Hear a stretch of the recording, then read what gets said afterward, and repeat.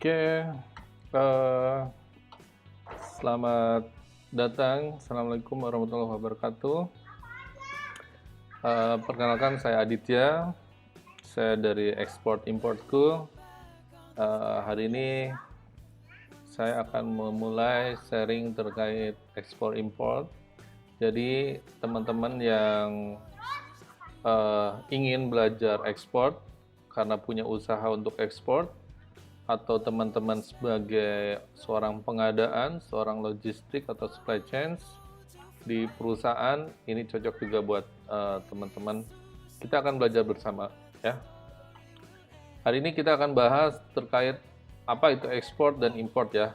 Kita akan bahas karena durasinya saya targetkan 10 menit dalam satu video, kita coba belajar ekspor. Kalau kita bicara ekspor, kita harus tahu dulu masalah definisi. Kita belajar definisi ekspor itu apa. Ekspor itu kalau dilihat dari definisi, dia mengeluarkan apa yang dikeluarkan, tentunya barang ya. Kita keluarkan barang ke luar negeri. Dari mana? Dari daerah pabean. Nah, di sini kata kuncinya adalah keluar, kemudian barang, lalu dari daerah pabean. Apa itu daerah pabean? Kita bisa bicara daerah pabean itu simpelnya adalah seluruh wilayah ya, pulau atau seluruh wilayah Indonesia, kepulauan, plus sebenarnya ada zona ekonomi eksklusif juga di sini ya, seluruh pulau, seluruh wilayah, plus zona ekonomi eksklusif dan landas kontinen ya, kontinen. Apa itu ZEE? Itu nanti kita bicara yang lain, tapi bisa browsing juga bahwa kata kuncinya adalah 200 nautical mil atau 300 something kilometer ya, dari bibir pantai saat surut gitu ya, kita hitung itulah jarak wilayahnya Indonesia. Jadi ketika ada kapal masuk atau kapal keluar setelah melewati batas itu, itulah sudah terjadinya ekspor dan impor ya, kewajiban kepabeanannya. Dan zona ekonomi eksklusif juga jadi area di mana sebuah negara bisa mengeksplorasi apa yang ada di dalamnya gitu ya, di dasar laut, di bawahnya, di tanahnya, atau di lautnya itu sendiri, atau ada apa namanya penelitian dan lain, itulah gunanya area tersebut. Kemudian kalau kita berbicara dengan pabean atau misalnya kepabeanan gitu ya, kita tambahkan lagi kepabeanan. Apa sih itu kepabeanannya? Karena kita sering belajar bea dan cukai, bea dan cukai. Bea cukai itu apa sih? Nah, dalam undang-undang ada namanya kepabeanan. Kepabeanan itu adalah sebuah apa namanya, segala sesuatu ya, seperti sistem yang berhubungan dengan pengawasan lalu lintasnya barang gitu ya. Jadi keluar masuknya barang itu adalah diawasi oleh bea dan cukai, yaitu sebagai wakil dari pemerintahan untuk mengawasi arus lalu lintas. Nah, disitulah ada apa namanya, ada kewajiban pemungutan bea masuk dan bea keluar gitu, dari sisi kepabeanan. Nah, itu makanya namanya ada daerah pabean, kemudian ada kawasan pabean. Jadi nama-nama yang lain juga banyak gitu ya, yang di belakangnya ada pabeannya. Lalu kalau kita definisi sudah paham kata kuncinya, kita akan beralih kenapa sih orang melakukan alasan ekspor gitu ya, alasan orang melakukan ekspor gitu ya. Jadi kalau teman-teman punya produk, punya pabrik, lalu jualannya di lokal, tiba-tiba ekspor dong. Nah, pasti ada alasannya. Kita akan bicara kenapa orang-orang melakukan alasan ekspor. Yang pertama mungkin ya, ini kita memulai dengan untuk mendapatkan devisa gitu ya. Jadi devisa itu alat tukar ya, uang lah ya, uang alat tukar internasional, sehingga pemerintah ini hubungannya dengan pemerintah ya. Kalau teman-teman yang ekspor, kok ada hubungannya dengan devisa, dengan pemerintah. Jadi yang kalian jual kan tentunya dibayar dengan mata uang asing gitu ya, misalnya dolar gitu. Nah, dolar itu berarti fisikalnya masuk ke Indonesia, kita punya dolar bertambah, nah dolar itu untuk digunakan oleh pemerintah ataupun pengusaha tersebut untuk menjalankan operasionalnya. Misalnya pemerintah untuk biaya konsulatnya di sana, untuk hidup para embassy di sana yang konsulat embassy-nya, kemudian untuk membayar hutang gitu ya, membayar hutang pemerintah.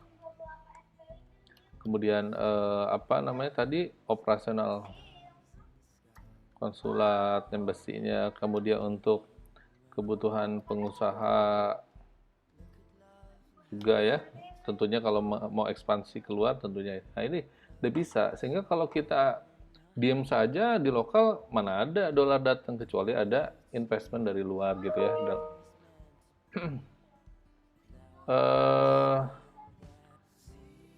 kemudian kita ada alasan lain kenapa orang melakukan ekspor ya. Kedua adalah bisa jadi menjalin hubungan ya. Contoh simpelnya adalah kalau kita punya rumah baru, kita datang terus kita anterin makanan ke tetangga baru hanya untuk menjalin hubungan. Tapi prinsipnya sama, melakukan sesuatu barang untuk bukti bahwa kita tuh berhubungan gitu loh. Ya, itu seperti itu ada. Lalu apalagi? Misalnya tentunya memperluas pasar ya. Bagi seorang pengusaha, kalau hanya di dalam negeri jualan cuma jual 10 pieces gitu ya, kenapa nggak jual keluar, sehingga apa, kita dapat optimalisasi margin, semakin banyak dijual semakin besar dong gitu ya. Kemudian memperkenalkan juga produk kita keluar. Nah itu untuk memperluas pasar, tentunya yang utama adalah marginnya ya. Sorry. Kemudian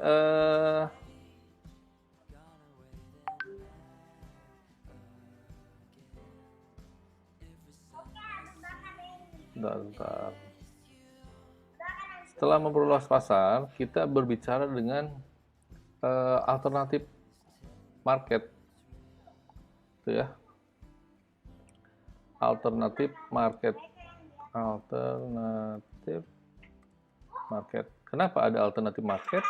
Bisa jadi pasar dalam negeri yang teman-teman lakukan itu udah jenuh gitu ya, hancur, bisa jadi gitu ya. Misalnya gini, jualan A udah bosen di sini. Kalau dulu tuh kalau musiman itu kayak jual makanan sesuatu udah jenuh, kenapa nggak keluar pulau atau keluar negeri? Seperti itu, ada pasar tuh bisa jenuh atau bisa hancur gara-gara apa? Mungkin gara-gara teknologi gitu ya, ada yang punya teknologi. Nah, contohnya gini, kasus dalam teknologi ya, misalnya negara berkembang, negara besar lah, dia teknologinya cepat banget inovasinya. Nah, ada suatu produk, teknologinya tuh udah usang di negara besar itu, dan udah ketinggalan. Kenapa nggak dijual ke negara yang, mohon maaf, lebih miskin gitu ya? Teknologinya belum, rasa mewah banget. Misalnya kalau dulu tuh kayak drone. Mungkin waktu zaman tahun 2000 sekian muncul drone awal-awal keren, tapi pengusaha itu kalah dengan pesaingnya karena pesaingnya punya teknologi lebih. Nah, drone-drone itu kenapa nggak dijual ke pasar ekspor aja di luar, misalnya dari Amerika dijual ke Indonesia, atau bahkan yang lebih parah dari Cina ke Indonesia gitu ya. Padahal mainannya sebenarnya sama di produk kita, tapi tetap aja banyak impor dari China gitu ya, untuk teknologinya yang sebenarnya sama-sama aja gitu. Kemudian selain alternatif market ya, ada diversifikasi produk.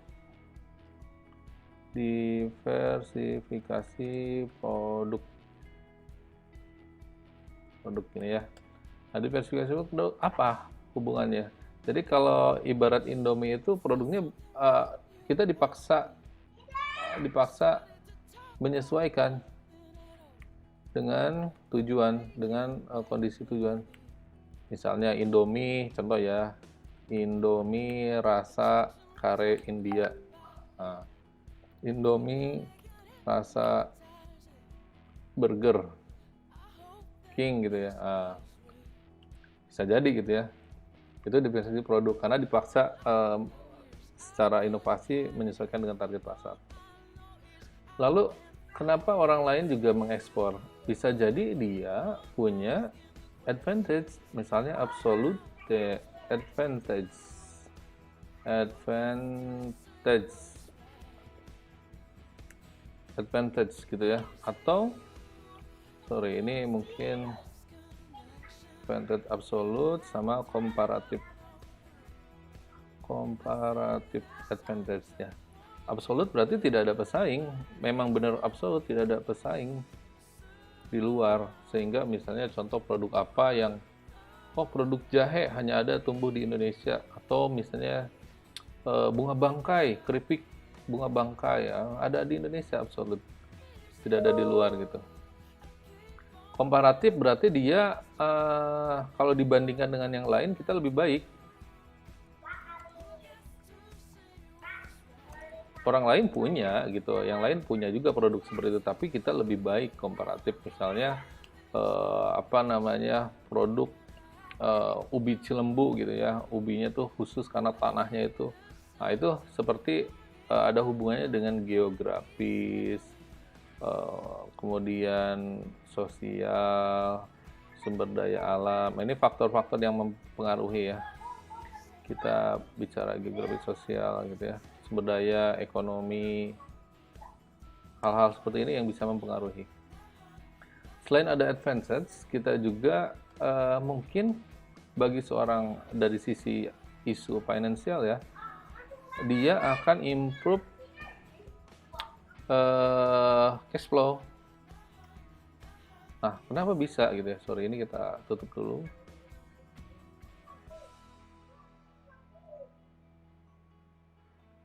Kenapa bisa improve cash flow? Nah, bisa jadi di dalam negeri dia bayarnya 3 bulan gitu ya, atau by transfer telegraph ya, TT. Tapi kalau luar negeri dia bisa pakai LC, kemudian ada down payment gitu ya. Nah, ini udah ada kepastian bayar, mereka butuh gitu produk kita. Nah, ini LC ini lebih baik dibandingkan kalau hanya sebatas tagihan biasa gitu ya. Nah, ini bisa mengimprove cash flow kita. Oke, kemudian setelah itu ada juga kita bisa menurunkan cash flow. Menurunkan ongkos produksi ya. Ongkos produksi. Kenapa? Kita bicara economic of scale misalnya. Nah, semakin banyak barang yang dipesan, berarti kan produknya semakin besar ya, karena marketnya luas. Yang tadinya produksinya hanya 10.000 pieces gitu ya, sekarang produksinya menjadi 10 juta. Nah, kita untuk supply chain, rantai pasoknya yang tadinya biasanya beli raw material mentah misalnya harganya Rp 1 gitu ya. Kalau dengan pesannya lebih banyak karena produksinya banyak, bisa jadi harga raw-nya kurang dari Rp 1. Nah, inilah kita bisa jadi lebih hemat ongkos produksinya gitu ya, karena economic of scale.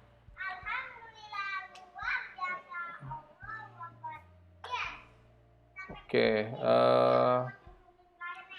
membuka lapangan kerja. Nah, tentunya semakin banyak produksi, kita pasti butuh lapangan kerja ya. Halo Sinan, di sebelah sana. Kemudian kita juga alasannya karena ada stimulus dari pemerintah, ada insentif misalnya. Kalau dijual keluar, nah, kita bisa lebih mendapatkan insentif, misalnya pajak atau apa gitu, pembebasan, biaya ekspor dan lain-lain. Ini bisa jadi karena pemerintah butuh ekspor, butuh devisa atau butuh pengakuan tadi hubungan antar negara gitu ya. Kemudian yang terakhir tentunya memenuhi memenuhi kebutuhan masyarakat masyarakat negara lain.